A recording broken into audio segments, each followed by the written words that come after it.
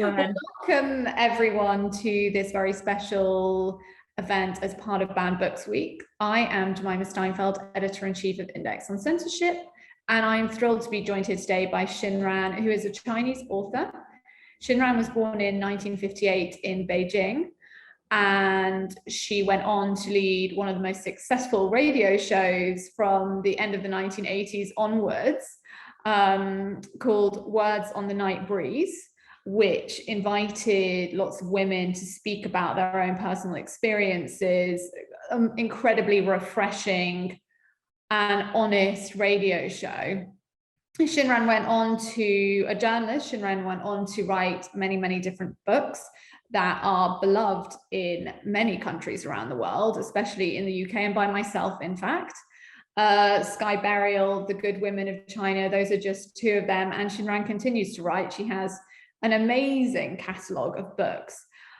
So Xinran, I would love to talk to you about lots of this. I mean, okay, the first thing is, you grew up, you were born, as said, in 1958 in Beijing. You were part of the sent down youth generation, which, for those who are not familiar, are young people born during the time of Chairman Mao from urban areas who were basically uprooted and sent to the countryside as part of kind of re-education and to live with on the country, to farm. One of the things I read when I was doing my master's in Chinese was that illicit books were being smuggled into the countryside for the youth, you know, books on sex, books on even, you know, kissing, books, you know, banned books. Did you have any experience of that growing up? Well, 你好. Oh, yes. I think in my generation, I said in even my mother's generation, my mom's was in the 1930s, and I was born in the 1950s. And in these two generations, I think we have experienced quite a lot about the political movements. And in 1950s, and everybody knows, we have so many political movements, and also tidy up, or we call it clean up, the books. And when I was 7.5, and that was 1966, the Cultural Revolution took place. And I think the first things in my memory is burning the book. And, you know, I had no idea that time. I just moved back with my parents. When I was born and 30 days old, I was sent to my grandparents because my parents, they devote their lives and times, everything to the party and to the country. That is, I think, very common in China in that generations. So anyone treated their own family or children, you know, spend time with kids, that being seen as a capitalism and very bad. So this is why we didn't have very much childhood with my parents. So when I went back, my parents just before the Cultural Revolution, the first thing I remember was after my primary school in the 3:30 in the afternoon, I saw a huge smoke and in front of my parents' house. When I walked in to the yard, I saw all of the books, including my children's book, was burning in the fire. And I was so scared, and this memory never forget in my life. And afterwards, I think about 84% of the population in the cities from my research in the last 30 years, and they have been involved in this kind of cultural revolution. And the most, how do you say, damaging things for this country is books, and include lots of valuable archives as well. And how did it affect you when you saw the books being banned and being burnt in this case, not just banned, but burnt? You know, did it make you more curious? First of all, I was too young to understand. I thought all of my books, children's books, is like my treasure. I couldn't understand. I still remember I tried to rescue some books on my doors as well. The one red guard hold my hair away and use her big scissors cut my hair as well. So that was very first memory. And secondly, I have to say I was survived by books because during about 6.5 years, we are treated like Black children. I had no right to play with other kids and to, even talk to anyone. So one of my teacher from my primary school, he was very, very kind. He saw me, as he said, a tiny girl, very skinny, and cried all the time. So he hid me in a very small room. He stored like tools, clean the stuff or everything. But he had a very hidden door behind that room. And when he opened it to me, and he hide lots of books there from Red Guards, burning everything. Then he showed me the books. I was too young to understand. Also, all the books he hid was very big. So finally, I chose some books with pictures. So the one book, the first got me, I think saved me was Victor Hugo's La Masure. Yeah, that book. In Chinese, we call it 悲惨世界. And when I opened the first page was the image with a little cassette. She was only 5. She worked for that pub and hold the water basket. When I saw the photo, I thought, immediately feel something. I'm not alone. And so many girls living in the same situation in different parts of the world. So since then, I started reading. And the more and more I read, and the more I feel it's kind of sharing with other people and not very lonely. So until now, I'm still keep reading all the time.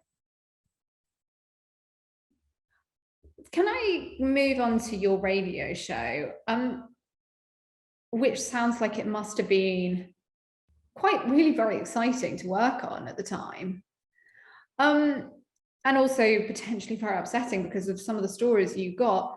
Do you think that in the kind of, this 1989 to 97 period in China, was radio an area that had more freedom than literature, or is that not the case? Well, in that case, the very, very different from China today. All the radios were controlled by central government, and no such independent radio or social media and the radio at all. So my radio station was very, very big and is covered like whole China. And when we started in the 1989, I have to be honest with you, and no one had an idea how to run this kind of live one. We're all very nervous. Before that, the radio program in China, they always had 5 levels. How do you say? Censorship. Yeah. So we have 4 editors to pass through the articles, or editor that and check that, and edit again, broadcast again, the check again, then you can send out. So radio station was huge, and then over one radio station is over 2,000, 3,000 people working on that, because this kind of process is very complicated. So when I went to start this, that was the revolution for China. And that's the very first time the government allowed people to, the radio, to have this kind of called freedom alive. But the live show was a very strong control as well. I remember when I started, the first things they gave you a long list about forbidden, what you can't talk about. That time include the Western festivals like Christmas or Easter. Many Western media you never allowed you to mention it, like BBC or Guardian or CNN or that kind of things. Then, but they chose me to have this kind of program in the midnight, between the 10 o'clock to the midnight.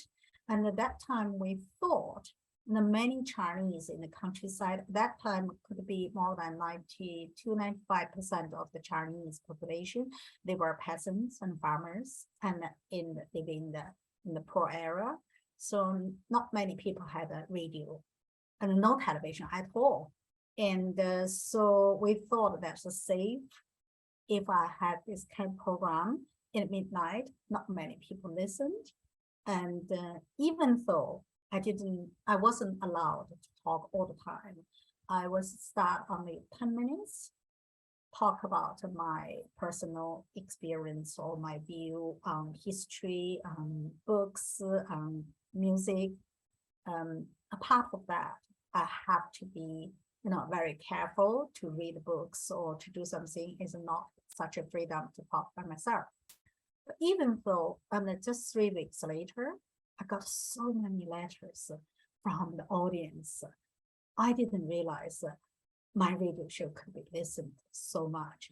And I have to say, I always said my big education is not from academic school. It's from the people's letters and from the interview I had and the learning about what China is, and from people's talking and raw history as well. This radio show formed the kind of the backbone of your superb work, The Good Women of China. I read that you left China in order to write that book. Could you explain a bit more about the decision to move? Well, yeah, I did nearly 9 years for this kind of radio show. And to be honest, I never thought I was successful, because during the 9 years, and there were about 4 Chinese women committing suicide. And some of them just called me afterwards. So the last one I still remember was the 16th of February 1997. And she called me with very sad voices. Then she said, I feel very difficult to live on. I come from countryside, and I saw that the girls in the city, the life is beautiful, completely different from my hometown. And in our village, we have to abandon the girls. And as a mother, I have to, abandon the 2 daughters of my, until I have a son. I have a son. So that woman left a very, very sad message. And I tried to calm her down or comfort her. But obviously I failed, because the next morning, and the policeman found the body, and also actually left a message to me as well. And she said she just felt very difficult to go on. So that made me very, very, how do you say? It's no such a space you can speak out, or you can talk about these kind of things in that time in China. And I feel very guilty. Even my colleagues said to me, "Oh, Xinran, come on, your program has saved a lot of people's life, or you shouldn't feel guilty in that way." So I asked myself why they called me. And when they decided to kill themselves, obviously they wanted someone to help them. Yeah, but obviously I didn't help them properly. Otherwise, they could still live until now. So I couldn't sleep. I had a very bad sleep that time, always surrounded by the letters and the telephone call, the voices. So I took quite lots of sleeping pill for one night. So my doctor said you should change, and the best way is to have a long holiday or to go abroad. So that I thought, okay, maybe because my grandfather, my father's father, used to work for British GEC, and so that made me make decisions that come to the UK to have some fresh experience or learn the new things. Do you think that it would have been easy to have got your book published in China at that time? No, definitely not. Even today. And the censorship in China, and many Chinese people would argue that this is part of the tradition, like, Far East country in Japan, in Korea, or even in Singapore, today Singapore, Malaysia. But I have to say political reason as well. And because according to Chinese law, and Chapter 2, Article 35 said, Chinese citizens have a right, freedom of speech and of, this kind of protection. All this kind of, how do you say? Sorry about my English. Is at least the law allowed us to have a freedom of speech and the published books or everything. But in fact, this is always the big struggle for many Chinese to tell the truth or to have this kind of freedom of speech. Your books they look at various aspects of modern Chinese society.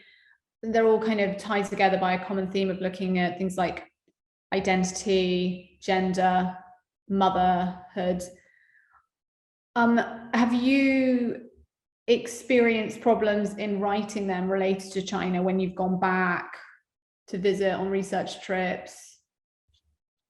Well, I have to say I've been attacked, I would say, from the custom. And very interesting, a few times when I went back China at the custom, some staff would say, because they have a BBC 24 hours on the screen next to them, and then some of them question me, say, why you have a BBC? They are a big enemy of us. And I said, have you listened? Have you understand what I'm talking about? And only the fact. And for example, my writing, I try to explain to them, my writing is like a documentary. The reason I want to write the nonfiction, because I realize in the West or in the world, you have two kinds of books talk about China. One is academic, one is fiction. But the real life from the Chinese and between the modern city and the countryside are not very much heard, because China is become how do you say, historic and so different in many different colors between the maybe 200 years difference between the city and the countryside. No such a one single China there. So I just try to explain this to those officials.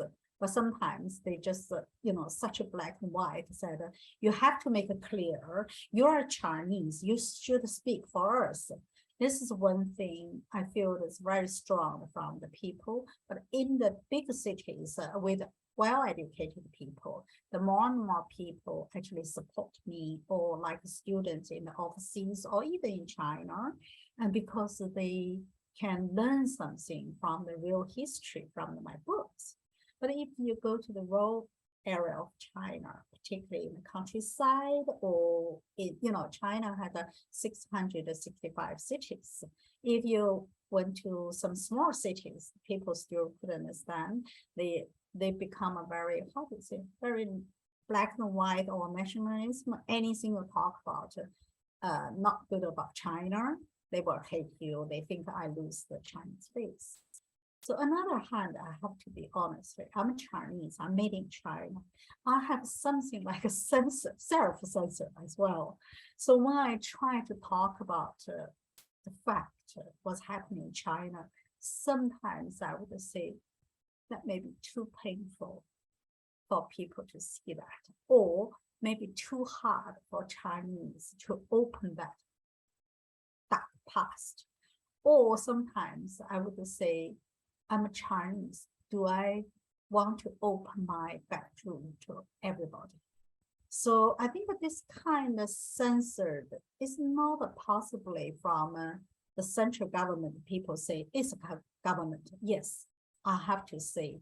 There also, I think, in the culture and also in this generation, my mother's generation, my generation, I think we have a very strong self-censorship from the fear, and we experienced, or from this kind of Chinese culture, proud and the face.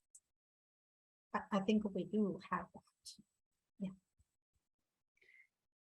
You speak about your mother and yourself, and we're now in 2022.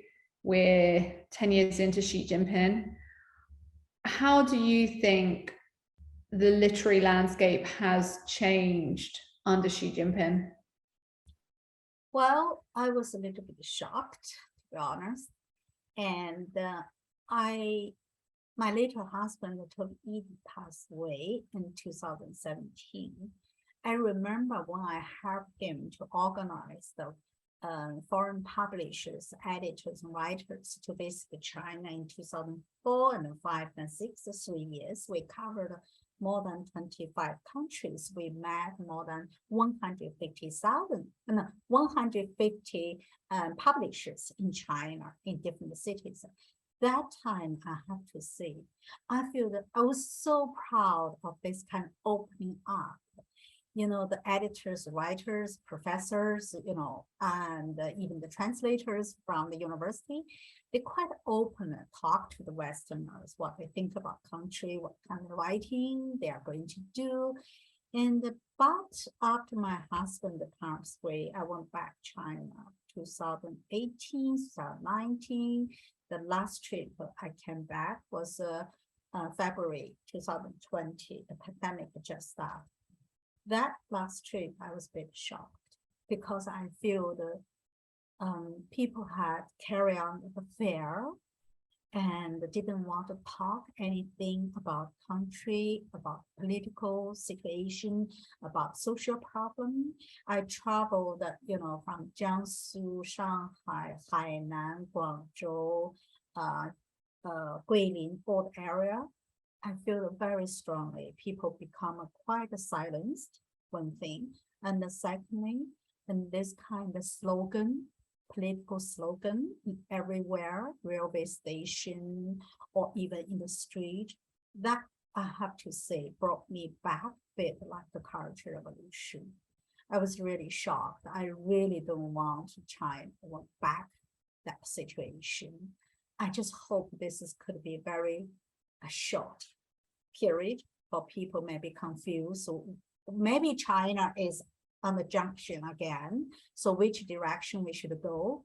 So possibly people, if we talk about freedom of the speech, maybe that kind of, revolution slogans is a part of that. But on the other hand, the social media become very popular in China. So as a part of my research, to learn what's going on in my roots country, I found the social media is more freedom for people to talk, and also very strangely many talking or video or people's articles being censored, banned, and after just a few hours. So that is really, I think, happened now. I don't know what's the reason, but I believe this kind of situation, we have to pay more attention about this, because I believe without the freedom of speech, and this can block people's thinking and build up more fear to the society, and could become a very big damage for the new generation if they don't have the information from textbooks, from class, and not the truth of history or truth of a society from the social media or from public information. So new generation could be misguided to the wrong directions again. Thank you. I just have one final question. Because this is Banned Books Week, I would love to know, what is your favorite book or your favorite writer out of China today? Well, so many names I would pick up.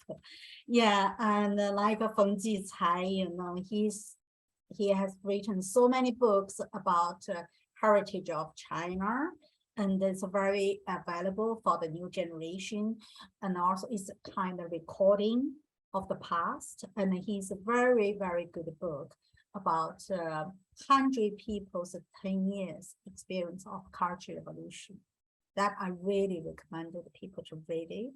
It's a really remarkable, and bless you.